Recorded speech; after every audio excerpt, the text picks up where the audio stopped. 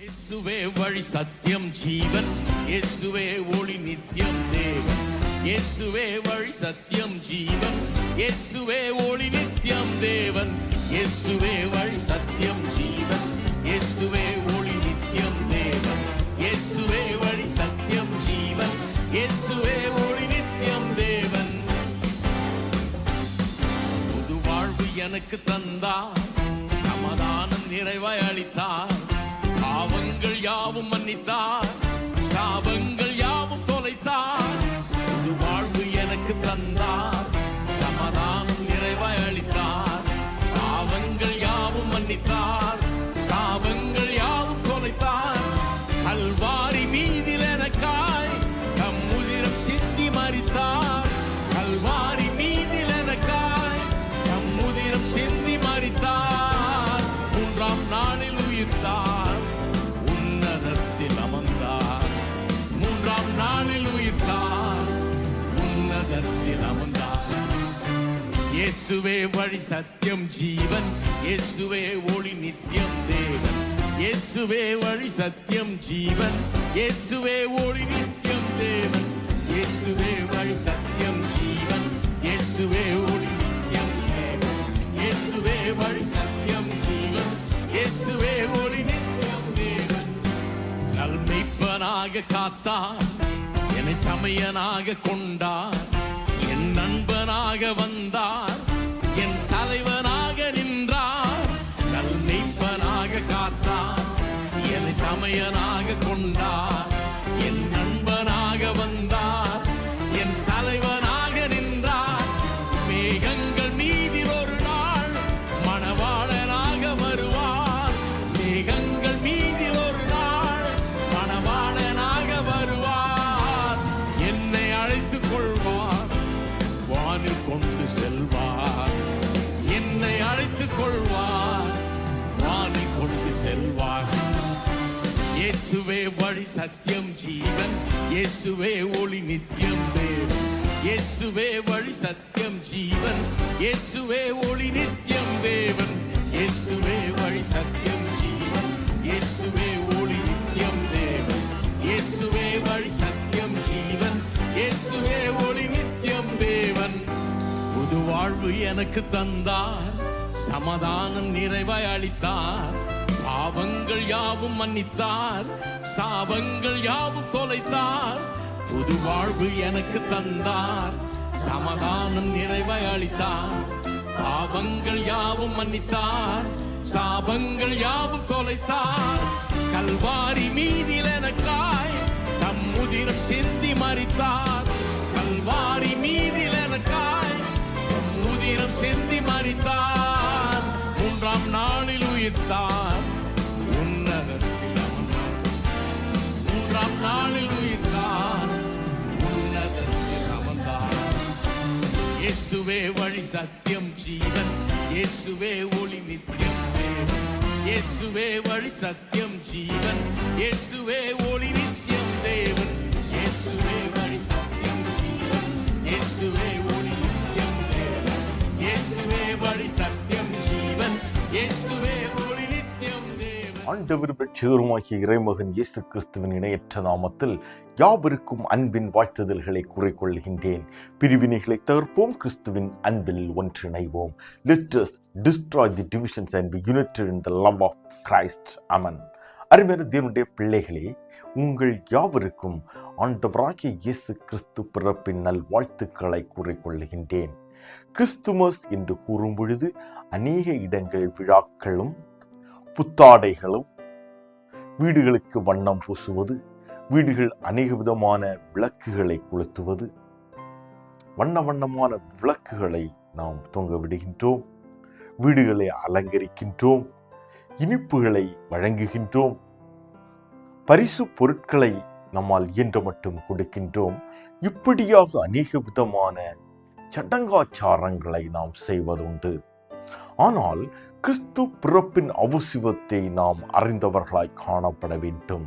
அதன் ஆழத்துவத்தை நாம் அறிந்தவர்களாய் காணப்பட வேண்டும். ஆண்டவராகிய இயேசு கிறிஸ்து தம்முடைய ஜனங்களை பாபத்திலிருந்து மீட்கும்படியாக அவர் பிறந்தார் என்பதை நாம் அறிந்திருக்கின்றோம்.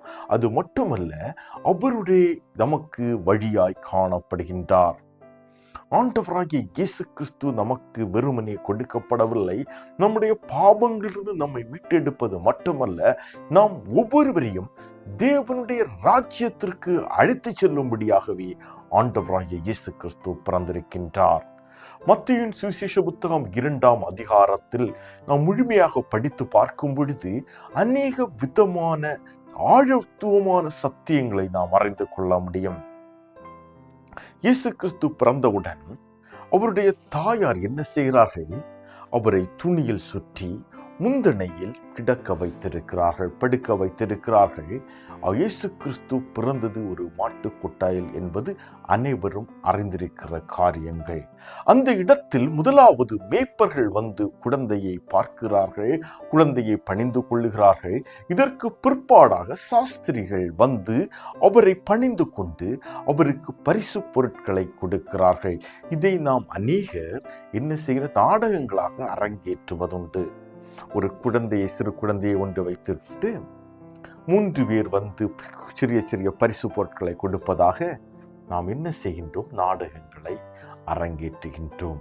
அருமையான தேவனுடைய பிள்ளைகளே, இதன் ஆழத்துவத்தை நாம் அறிந்திருக்க வேண்டும். ஆண்டவராகிய இயேசு கிறிஸ்து பிறந்தவுடனே அந்த தாயார் அவரை துணியில் சுற்றி முந்தனையில் கிடக்க வைத்திருக்கிறார்கள்.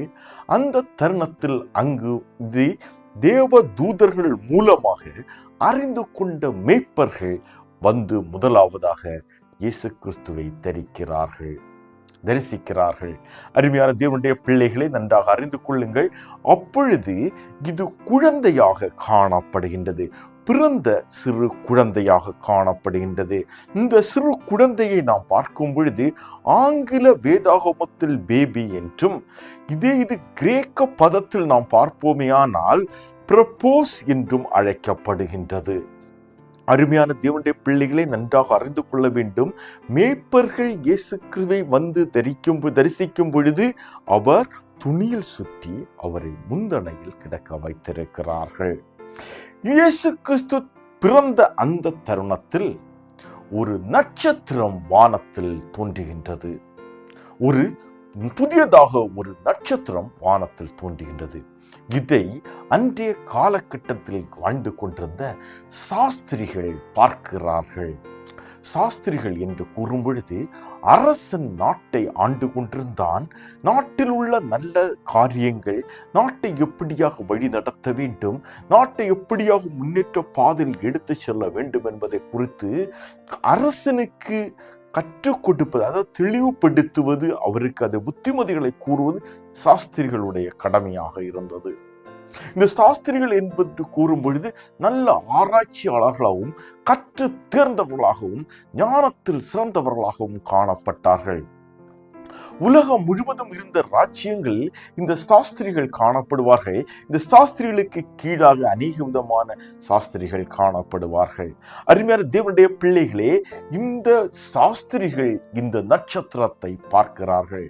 உலகம் முழுவதும் இருக்கக்கூடிய சாஸ்திரிகள் நட்சத்திரத்தை பார்க்கிறார்கள். இந்த நட்சத்திரம் இயேசு கிறிஸ்து பிறந்த உடனே அந்த தோன்றி 3 மாதங்கள் ஒரே இடத்தில் நிற்கின்றது. உலகம் முழுவதும் உள்ள சாஸ்திரிகள் அனைவரும் இந்த நட்சத்திரத்தை அப்படியே உற்று பார்த்து கொண்டிருக்கிறார்கள்.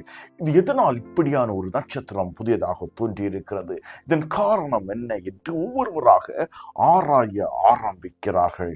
இந்த தருணத்தில் இந்த நட்சத்திரம் நின்ற இடத்திலிருந்து 3 மாதங்களுக்கு பிற்பாடு புறப்பட ஆரம்பிக்கின்றது, அங்கிருந்து நகர ஆரம்பிக்கின்றது.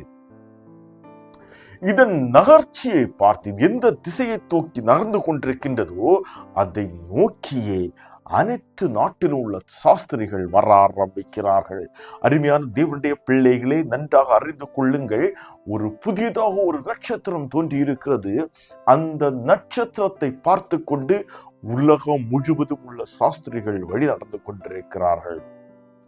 ஒரு வருட காலம் அவர்கள் நடந்து வந்த பிற்பாடு அந்த நட்சத்திரம் ஒரே இடத்தில் நிற்க ஆரம்பிக்கின்றது. அந்த நட்சத்திரம் மறுபடியும் ஒரே இடத்தில் நின்று விட்டது. 3 மாதங்கள் அந்த நட்சத்திரம் பிற்பாடும் ஒரே இடத்தில் நிற்கின்றது. முதலாவது 3 மாதங்கள் நின்றது, பிற்பாடு 1 வருடம் அது வழி நடத்தினது, பின்பாக வந்து ஒரு இடத்தில் நின்று விட்டது. அந்த இடத்தில் உலகம் முழுவதும் உள்ள சாஸ்திரிகள் வந்து கூடிவிட்டார்கள். இன்று வரை ஒருவருக்கு ஒருவர் அறியாமல் இருந்த அனைத்து சாஸ்திரிகளும், அனைத்து ராஜ்யத்தில் உள்ள சாஸ்திரிகளும் ஒரே இடத்தில் வந்து கூடியிருக்கிறார்கள். அந்த இடத்தின் பெயர் எருசலேம். அங்கு ராஜாவாக விற்றிருந்தது ஏரோது. அருமையான தேவனுடைய பிள்ளைகளை நன்றாக அறிந்து கொள்ள வேண்டும். அப்பொழுது இந்த சாஸ்திரிகள் அனைவரும் ஒருவருக்கு ஒருவர் கலந்து ஆலோசித்து ஆராய்ந்து, அப்படியானால் இப்படியாக ஒரு புதிய நட்சத்திரம் தோன்றி அதை நம்மை வழி நடத்தி இந்த இடத்தில் அழைத்து வந்திருக்கிறது என்றால் இந்த இடத்தில் ஒரு ராஜா பிறந்திருக்க வேண்டும் என்று அவர்கள் கணிக்கிறார்கள். ராஜா என்று கூறும் பொழுது அரண்மனையில் பிறந்திருக்க வேண்டும் என்று கூறித்தான் எருசலேமின் அரண்மனைக்கு செல்லுகிறார்கள். அங்கு ஏரோது ராஜா காணப்படுகின்றான். ஆனால் ஏரோது ராஜாவிற்கு இங்கு அரண்மனை எருசலேமில் குழந்தைகள் பிறக்கவில்லை, அரசவையில் குழந்தைகள் பிறக்கவில்லை. அப்படியானால் யாராயிருக்கும் என்று இவர்களை வழி நடத்துகின்றான். இப்படியாக பெத்லெகேமுக்கு வழி காட்டி கொடுக்கின்றான். அருமையான தேவனுடைய பிள்ளைகளே, இவர்கள் பெத்லெகேமில் அந்த குழந்தையை பார்க்கும் வரை, அந்த வீட்டிற்கு செல்லும் வரை அந்த நட்சத்திரம் அவர்களை மறுபடியும் வழிநடத்தி அனைத்து சாஸ்திரிகளையும் இயேசுவிடம் அழைத்து செல்லுகின்றது. அந்த இடத்தில் சென்று அந்த நின்ற உடனே அந்த நட்சத்திரத்தை பார்க்கும் பொழுது இந்த சாஸ்திரிகளுடைய மனத்திற்குள்ளாக ஒரு சந்தோஷம் வருகின்றது. மத்தேயுவின் சுவிசேஷ புத்தகம் 2ஆம் அதிகாரம் 9 மற்றும் 10ஆம் வசனங்களை நாம் படிக்க கேட்போம். மத்தேயுவின் சுவிசேஷ புத்தகம் 2ஆம் அதிகாரம் 9 மற்றும் 10ஆம் வசனங்கள். ராஜா சொன்னதை அவர்கள் கேட்டு போகையில், இதோ அவர்கள் கிழக்கிலே கண்ட நட்சத்திரம் பிள்ளை இருந்த ஸ்தலத்திற்கு மேல் வந்து நிற்கும் வரைக்கும் அவர்களுக்கு முன் சென்றது.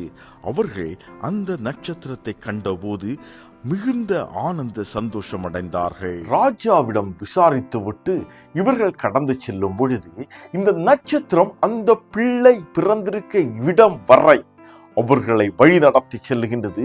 அந்த இடத்தில் நின்ற உடனே, அந்த ஸ்தலத்திற்கு சென்று அந்த வீட்டை பார்த்த உடனே அந்த நட்சத்திரம் நிற்கிறது. அந்த நட்சத்திரத்தை பார்த்த உடனே இவர்களுக்குள்ளாக ஒரு சந்தோஷம்.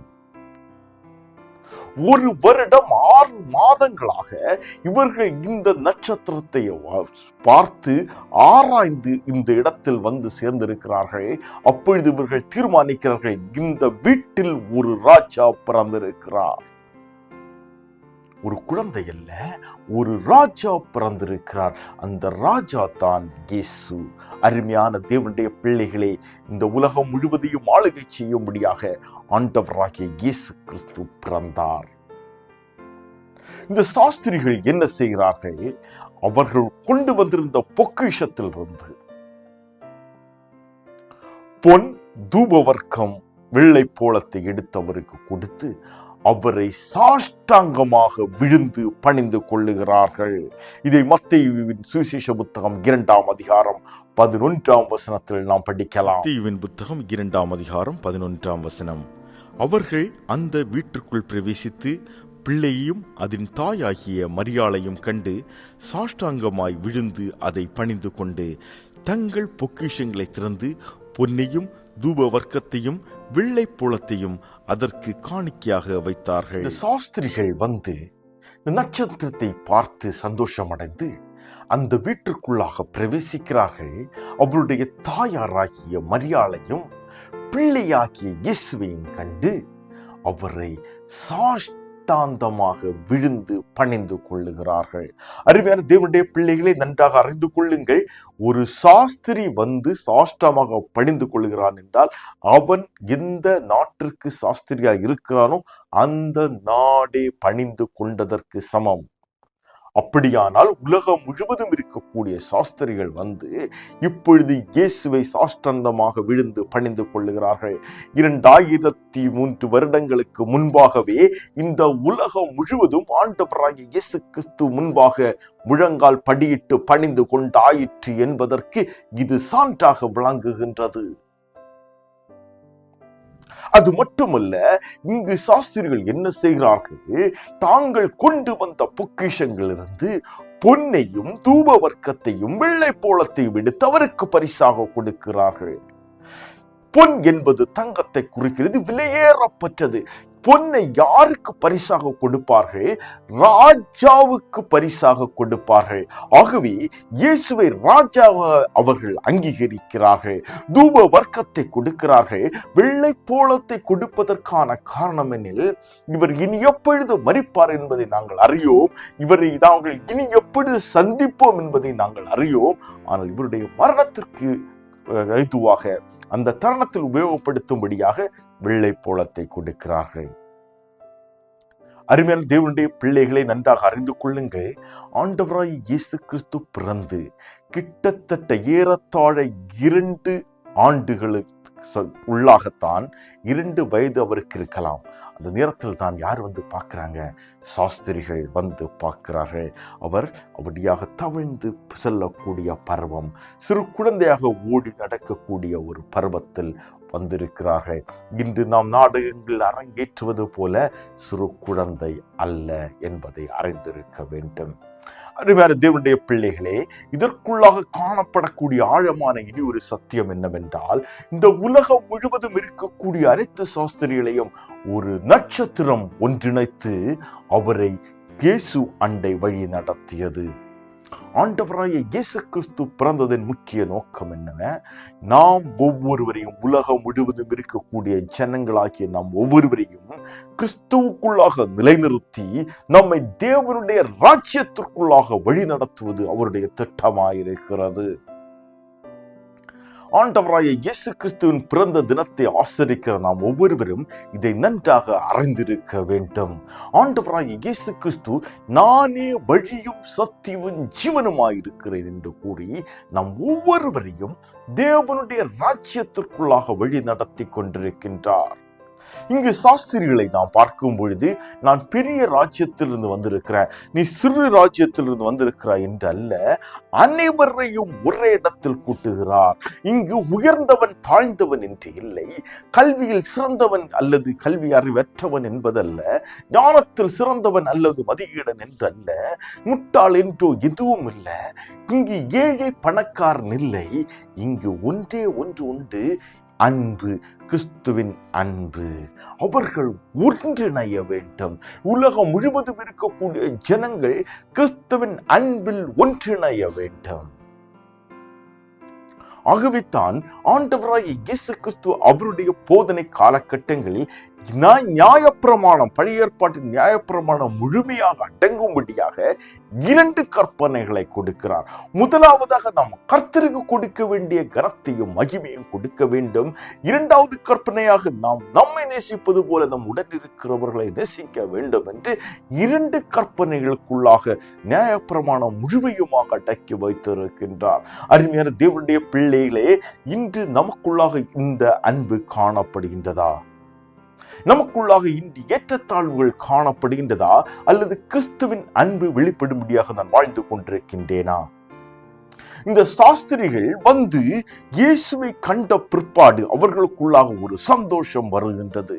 இன்று கிறிஸ்தவ என்று கூறக்கூடிய நம் ஒவ்வொருடைய வாழ்விலும் இந்த கிறிஸ்துவின் சந்தோஷம் காணப்படுகின்றதா?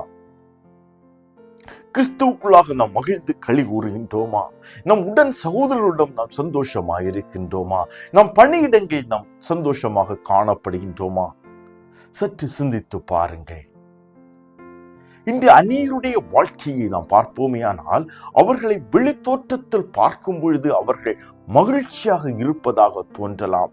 ஆனால் அவர்களுக்கு உள்ளாக கலங்கி தவித்து கண்ணீரோடு வாழக்கூடிய ஒரு வாழ்க்கை ஒளிந்திருக்கின்றது. அதை அறிந்து உணர்ந்து அவர்களோடு கூட இணைந்து அவர்களை தேற்றி அரவணைத்து வழி நடத்துவதில் காணப்படுகின்றது கிறிஸ்துவின் சந்தோஷம். நாம் பாவ சுபாவங்கள் அழிந்து கொண்டிருந்த நம்மை மீட்கும்படியாக இயேசு கிறிஸ்து பிறந்து, ராஜாவாக பிறந்து, தன்னையே பலியாக கொடுத்து நம்மை மீட்டெடுத்திருக்கின்றார். அன்பு என்றால் என்ன என்பதை அவர் நமக்கு வெளிப்படுத்தி இருக்கின்றார். அந்த அன்பை உணர்ந்த நாம் ஒவ்வொருவரும் கிறிஸ்துக்குள்ளாக நாம் அன்புள்ளவர்களாய் காணப்பட வேண்டும். ஒருவரை ஒருவர் மன்னிக்கிறவர்களாக, ஒருவரை ஒருவர் தேற்றுகிறவர்களாக, ஒருவரை ஒருவர் அரவணைத்துக் கொள்ளுகிறவர்களாக நாம் காணப்பட வேண்டும். நாம் ஒவ்வொருவரையும் தேவனுடைய ராஜ்யத்திற்கென்று வழி நடத்துவது அவருடைய திட்டமாய் காணப்படுகின்றது. அருமையான தேவனுடைய பிள்ளைகளே, மத்தேயுவின் சுவிசேஷ புத்தகம் 7ஆம் அதிகாரம் 13 மற்றும் 14ஆம் வசனத்தை நாம் படிக்க கேட்போம். மத்தேயுவின் புத்தகம் 7ஆம் அதிகாரம் 13 மற்றும் 14ஆம் வசனங்களே. இடுக்கமான வாசல் வழியாய் உட்பிரவேசியுங்கள். கேட்டுக்கு போகிற வாசல் விரிவும் வழி விசாலவுமாயிருக்கிறது, அதன் வழியாய் பிரவேசிக்கிறவர்கள் அநேகர். ஜீவனுக்கு போகிற வாசல் இடுக்கவும் வழி நெருக்கவுமாயிருக்கிறது, அதை கண்டுபிடிக்கிறவர்கள் சிலர். இங்கு 2 வாசல்கள் கொடுக்கப்பட்டிருக்கின்றது. ஒன்று கேட்டுக்கு போகிற வாசல், இனி ஒன்று ஜீவனுக்கு போகிற வாசல்.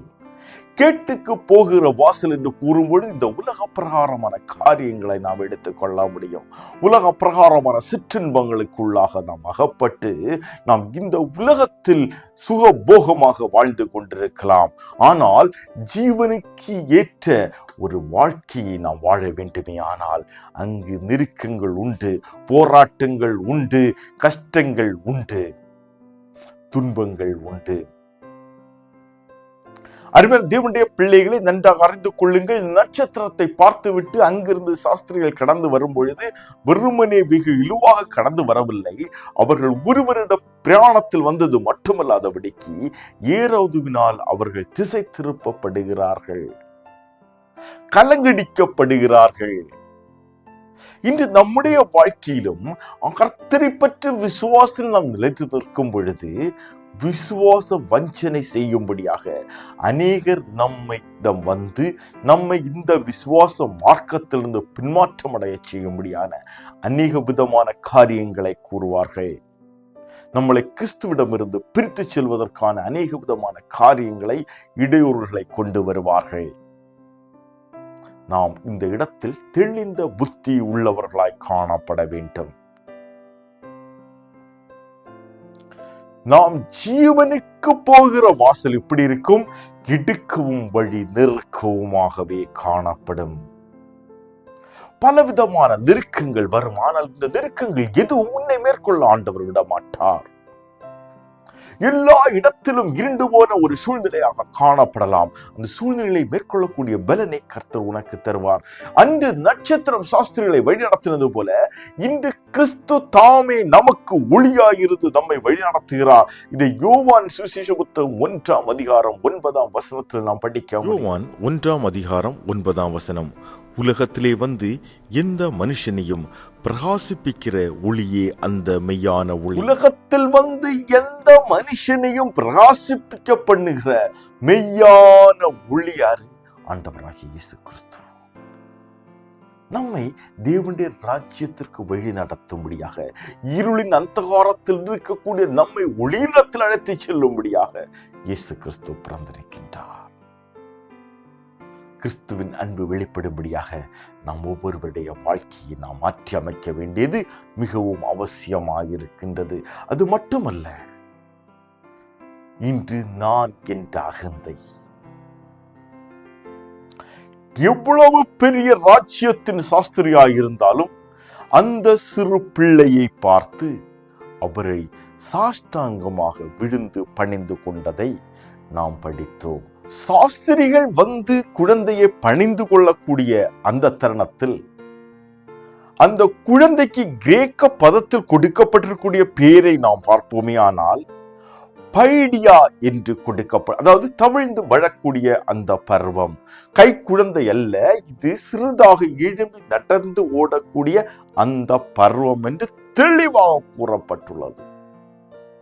அருமையான தேவனுடைய பிள்ளைகளே, இப்படிப்பட்ட ஒரு ராஜாவாகிய குழந்தையை சாஷ்டாங்கமாக அந்த சாஸ்திரிகள் பணிந்து கொள்ளுகிறார்கள். இன்று நான் எதை பணிந்து கொண்டிருக்கின்றேன்? என்னுடைய முழங்கால்கள் எதை பணிந்து கொண்டிருக்கின்றது?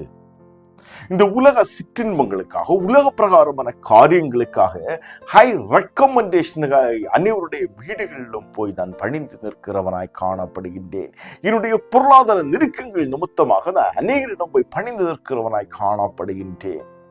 உலக பிரகாரமான காரியங்களுக்காக அந்நிய ஜனங்கள் முன்பாக கை கட்டி பணிந்து நிற்கிறவனாய் காணப்படுகின்றேன். அப்போஸ்தலர் பவுல் கூறும் பொழுது பிலிப்பியருக்கு எழுதிய கடிதம் 2ஆம் அதிகாரம் 10-11 வசனங்களை நாம் படிக்க கேட்போம். பிலிப்பியர் 2ஆம் அதிகாரம் 10 மற்றும் 11 வசனங்கள். இயேசுவின் நாமத்தில் வானோர் பூதலத்தோர் பூமியின் கீழானோருடைய முழங்கால் யாவும் முடங்கும்படிக்கும் பிதாவாகிய தேவனுக்கு மகிமையாக இயேசு கிறிஸ்து கர்த்தர் என்று நாவுகள் யாவும் அறிக்கை பண்ணும்படிக்கும் எல்லா நாமத்திற்கும் மேலான நாமத்தை அவருக்கு தந்தருளினார். இயேசுவின் நாமத்தில் வானோர் புதலத்தோர் பூமியின் கீழானவருடைய முழங்கால் யாவும் முடங்கும்படிக்கும் பிதாவாகிய தேவனுக்கு மகிமையாக இயேசு கிறிஸ்து கர்த்தர் என்று நாவுகள் யாவும் அறிக்கை பண்ணும்படிக்கும் எல்லா நாமத்திற்கு மேலான நாமத்தை அவருக்கு தந்தருளினார். ஆனால் இன்று அந்த நாமத்தை நாம் விட்டுவிட்டு, அந்த இயேசுவை விட்டுவிட்டு உலக பிரகாரமான மனிதர்கள் முன்பாக, உலக பிரகாரமான காரியங்களுக்காக நாம் பணிந்து நிற்கிறவர்களாய் காணப்பட வேண்டும்.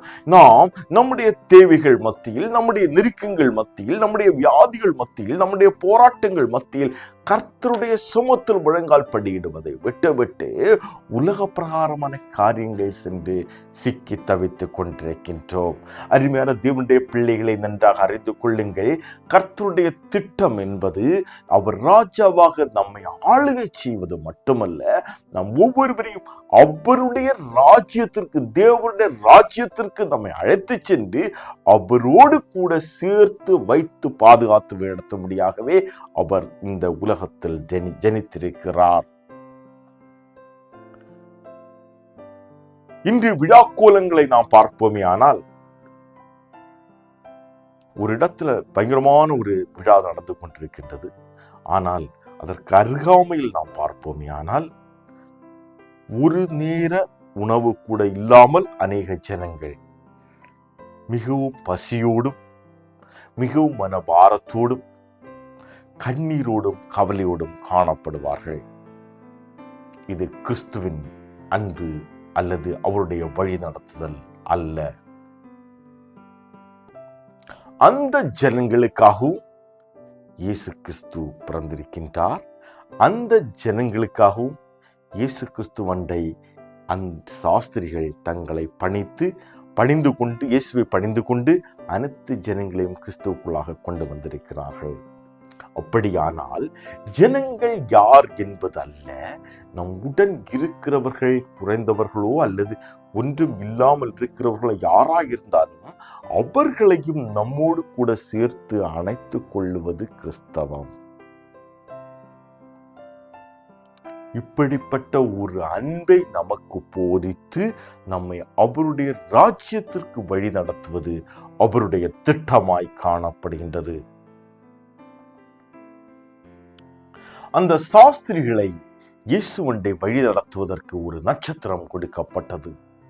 இன்று நாம் ஒவ்வொருவரையும் அன்பு உள்ளவர்களாக, ஒருவருக்கொருவர் அன்புள்ளவர்களாக தேற்றி அரவணைத்து நம்மை உணர்த்தி உருவாக்கி தேவனுடைய ராஜ்யத்திற்கு வழி நடத்தும்படியாக ஆண்டவராகிய இயேசு கிறிஸ்து என்னும் ஒளி நமக்கு கொடுக்கப்பட்டிருக்கின்றது.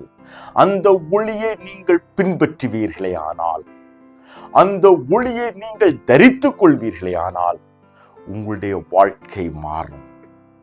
உங்களுடைய வாழ்க்கையில் இன்று வரை நீங்கள் அனுபவித்துக் கொண்டிருக்கக்கூடிய அனைத்து விதமான போராட்டங்கள் ஒரு விடுதலை உண்டாகும்.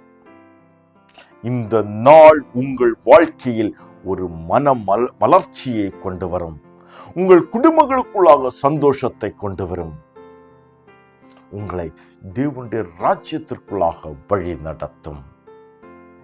அந்த பிரயாணமானது நமக்கு மிகவும் நெருக்கமானதாக, பாடுள்ளதாக, கரடு முரடாக காணப்படலாம். ஆனால் இந்த கரடு முரடுமான பாதைகளிலும் கர்த்தர் நம் ஒவ்வொருவரையும் அவருடைய கரங்களில் தாங்கி கண்ணின் மணி போல பாதுகாத்து வழி நடத்தி கொண்டு செல்ல அவர் வல்லவராயிருக்கிறார். அவர் வாக்களித்திருக்கிற தேவன் வாக்கு மாறுகிறவர் அல்ல, அவர் தம்முடைய வாக்கு தத்தத்தை நிறைவேற்றுகிறவராயிருக்கிறார். அருமையான தேவனுடைய பிள்ளைகளே, நன்றாக அறிந்து கொள்ளுங்கள், ஆண்டவராய இயேசு கிறிஸ்து வெறுமனை பிறக்கவில்லை, அவர் ராஜாவாக பிறந்தார். அது மட்டுமல்ல, நம் ஒவ்வொருவரையும் கிறிஸ்துவண்டை வழி நடத்தும்படியாகவும், நம் ஒவ்வொருவருடையும் பாவத்திலிருந்து மீட்டெடுக்கும்படியாகவும், நம் ஒவ்வொருவருடைய தேவனுடைய ராஜ்யத்திற்கென்று நம்மை அழைத்து செல்லும்படியாகவே அவர் பிறந்திருக்கின்றார். சத்தியத்தை நாம் அறிந்திருக்க வேண்டும். இந்த சத்தியத்திற்கு நம்மை உட்கொடுத்து அதற்கு ஏற்றவாறு என் வாழ்வை நான் மாற்றி அமைத்து ஆண்டவரோடு கூட இணைந்து வாழும் பொழுது அந்த கிறிஸ்துவின் சந்தோஷம் எனக்குள்ளாக காணப்படும். சாஸ்திரிகளுக்குள்ளாக வந்த அந்த சந்தோஷம் இந்த தருணத்தில் எனக்குள்ளாக வரும். எனக்குள்ளாக வரக்கூடிய சந்தோஷம் என் குடும்பத்திற்குள்ளாக வரும். என் குடும்பத்திற்குள்ளாக வரக்கூடிய சந்தோஷம் என் அகிலகத்தார், உற்ற உறவினர்கள் மத்தியில் அந்த சந்தோஷம் வர ஆரம்பிக்கும். இப்படியாக இந்த சந்தோஷம் பரவி பரவி பரவி பரவி தேசம் முழுவதும் கிறிஸ்துவின் சந்தோஷத்தில் நிலைநிற்க முடியும். அருமையான தேவனுடைய பிள்ளைகளே, ஆண்டவராய இயேசு கிறிஸ்து பிறப்பின் நல்நாளை நினைவு கூர்ந்து மகிழ்ந்து களி கூர்ந்து கொண்டிருக்கக்கூடிய நாம் ஒவ்வொருவரும் கிறிஸ்துவின் அன்பை வெளிப்படுத்துகிறவர்களாக, கிறிஸ்துவின் அன்பை உணர்ந்தவர்களாக, கிறிஸ்து பிறப்பின் ஆழத்துவத்தை அறிந்து உணர்ந்து ருசித்து அதை அநேகருக்கு எடுத்து கூறுகிறவர்களாக நாம் காணப்பட வேண்டும். இப்படியான ஒரு அர்ப்பணிப்பு என்னுடைய வாழ்க்கையில் மிக அவசியமாய் காணப்படுகின்றது. இந்த நேரத்திலும் என்னோடு கூட இணைந்து எத்தனை பேர், ஆண்டவரே, இதோ நான் என்னை உம்முடைய சமூகத்துல கொடுக்கிறேன் அப்பா, இன்று வரை சத்தியத்தை அறிந்தார்ந்தவனாக, சத்தியத்தை அறிந்தும் சத்தியத்தின்படி வாழாதவனாக நான் வாழ்ந்து விட்டேன் அப்பா, இந்த இடுக்கமான வழியில் என்னை வழி நடத்துங்க, ஜீவனுக்கேற்ற வழியில் என்னை வழி நடத்துங்க, நீங்களே வழியும் சத்தியமும் ஜீவனுமாய் இருக்கிறேன் என்பதை நான் விசுவாசிக்கிறேன். அன்று சாஸ்திரிகளை வழி நடத்தி இயேசுவண்டை கொண்டு வந்தது போல ஆண்டவரை இயேசு கிறிஸ்து தாமே என்னை வழி நடத்தி உம்முடைய ராஜ்யத்திற்குள்ளாக அழைத்து செல்லுங்க, அங்கு கிறிஸ்துவின் சந்தோஷத்தில் நான் ஜீவிக்க கிருபை தாங்க என்று கர்த்தருடைய சமுத்திரத்தில் ஒப்பு கொடுக்க போறீங்க. ஒப்பு கொடுப்போமா? நம் ஒவ்வொருத்தருடைய விடுதலையானது, ரட்சிப்பானது, சந்தோஷமானது இன்னும் அநேகருக்கு பிரயோஜனமாக மாறும். ஒப்பு கொடுப்போமா? கண்களை மூடி ஆண்டுடைய சுமத்தில் நம்மை தாழ்த்தி ஒப்பு கொடுப்போம். எங்கள் அன்பாய் நேசித்த வேளத்தில் எங்கள் அன்பின் பரம தகப்பனே, இந்த நேரத்திலும் கர்த்தர் நீங்க எங்களோடு இடைப்பட்ட காரியங்களுக்காக உமக்கு நன்றி செலுத்துகிறோம். உம்முடைய வார்த்தைகள் ஜீவனுள்ளவைகள் என்பதை நாங்கள் விசுவாசிக்கிறோம் அப்பா. ஆமாண்டவரே, நீங்க எங்களுக்காக ராஜாவாக பிறந்தீங்கப்பா, நாங்கள் விசுவாசிக்கிறோம். இது அன்றைய காலகட்டத்திலே தானே சாஸ்திரிகளை நட்சத்திரங்கள் வழி நடத்தினது போல எங்கள் ஒவ்வொருவரையும் ஆண்டவராகிய இயேசு கிறிஸ்து உம்முடைய ராஜ்யத்திற்கு என்று நீங்களை வழி நடத்தி கொண்டிருக்கிறீங்க அப்பா. உம்முடைய போதனைகளுக்கு ஏற்றவாறு நாங்கள் ஜீவனுக்கு ஏற்ற வாசல் வழியாய் பிரவேசிக்க எங்களுக்கு கிருபை தாங்க. அநேக விதமான போராட்டங்கள் உண்டு, இடர்கள் உண்டு, நெருக்கங்கள் உண்டு, வியாதியின் படுக்கைகள் உண்டு, கரடு முரடான அந்த பாதைகள் நாங்கள் செல்லும் பொழுதும் கர்த்தரின் பற்று விசுவாசத்திலிருந்து நாங்கள் வழி விலகி போகாதபடிக்கு எங்கள் ஒவ்வொருவரையும் உம்முடைய கரத்தில் தாங்கி விடத்துங்கப்பா. உம்முடைய சத்தியத்திற்கு ஏற்றவாறு நாங்கள் ஒருவருக்கொருவர் விட்டு கொடுத்து ஒருவருக்கொருவர் தெய்வீக அன்பு வெளிப்படும்படியா ஜீவிக்க கிருபை தாங்க. கர்த்தருக்கு கொடுக்க வேண்டிய கனத்தையும் மகிமையும் கொடுத்து உம்முடைய சமூகத்தில் முழங்கால் படியிட்டு கர்த்தரிடமிருந்து பெற்று கர்த்தருடைய நாம் ஒன்றே மையப்படும்படியா ஜீவிக்க எங்கள் ஒவ்வொருவருக்கும் கிருபை பாராட்டுங்க தகப்பனே. ஆண்டவரே, இந்த செய்தியை கேட்டுக்கொண்டிருக்க உடைய பிள்ளைகள் ஒவ்வொருவரையும் நீங்க பேர் பேராக ஆசீர்வதிங்கப்பா. அவர்கள் வாழ்வின் தேவைகளை கர்த்தனைய சந்திங்க. கர்த்தர் அவர்களுக்கு கொடுத்திருக்கிற விடுதலையின் ரட்சிப்பின் சந்தோஷத்தை மகிழ்ந்து கழிகூற கர்த்தர் நீங்க கிருபை பாராட்டும்படியாக ஜெபிக்கிறேன். இன்னும் அநேகருக்கு எடுத்து கூறி உமது நாமத்தை பறைசாற்றும்படியாக ஒவ்வொருவருக்கும் கிருபை பாராட்டுங்க தகப்பனே. நாட்கள் பொல்லாதவைகளை காணப்படுகிறபடியினால் தெரிந்து கொள்ளப்பட்டவர்களை விழப்பண்ணும்படியாக சத்ருவாய பிசாசனவன் வஞ்சனையான காரியங்களை செய்யக்கூடிய இந்த காலகட்டங்களில் உம்முடைய பிள்ளைகளாகிய நாங்கள் ஒருவரும் எந்த இடத்திலும் இடறி விடாதபடிக்கு சத்தியத்தை அறிந்து சத்தியத்தை உணர்த்தி அசத்தியத்தின்படி ஜீவிக்க கிருபை பாராட்டும்படியாக ஜெபிக்கிறேன். ஒவ்வொரு பிள்ளையுடைய வாழ்க்கையிலும் கர்த்தர் அற்புதங்களையும் அதிசயங்களையும் கட்டளையிடுங்க. தேவைகளை சந்திங்க. அநேகருக்கு பிரயோஜன பாத்திரமாக எடுத்து பயன்படுத்துங்க. உம்முடைய நாம் ஒன்றியமையப்படட்டும். உம்மை மாத்திரம் முருகப்பிடித்து ஆண்டவரே உம்முடைய ராஜ்யத்துக்குள்ளாக நாங்கள் பிரவேசிக்க எங்கள் ஒவ்வொருவரையும் கிருபை தாங்க. முற்றுமாக தாழ்த்தி உம்முடைய கரங்களில் ஒப்படைக்கிறேன். மீட்பெரும் ரட்சகருமாகிய இயேசு கிறிஸ்துவின் மூலம் பிதாவே, ஆமென். என் ஆத்துமாவே கர்த்தரை தோத்திரி, என் முழு உள்ளவருடைய பரிசுத்த நாமத்தை தோத்திரி. என் ஆத்துமாவே கர்த்தரை தோத்திரி, அவர் செய்த சகல உபகாரங்களை மறவாதே. ஆமென். ஆசீர்வாதம் பிதா குமாரன் பரிசுத்த ஆவியானவருடைய கிருபையும் அன்பும் சமாதானமும் இன்றும் என்றும் சதா காலங்களிலும் நாம் அனைவரோடும் கூட இருப்பதாக. ஆமென். ஆண்டவராகிய இயேசு கிறிஸ்துவின் தாமே நம் ஒவ்வொருவரையும் அவருடைய ராஜ்யத்திற்குள்ளாக வழி நடத்துவாராக. ஆமென். இந்த செய்தி உங்களுடைய வாழ்க்கையில் பிரயோஜனமாக இருக்கும் என்று நீங்கள் கருதினால் உங்கள் நண்பர்களுக்கும் பகிருங்கள். அவர்களும் தேவனுடைய ராஜ்யத்தை சுதந்திரித்துக் கொள்ளட்டும்.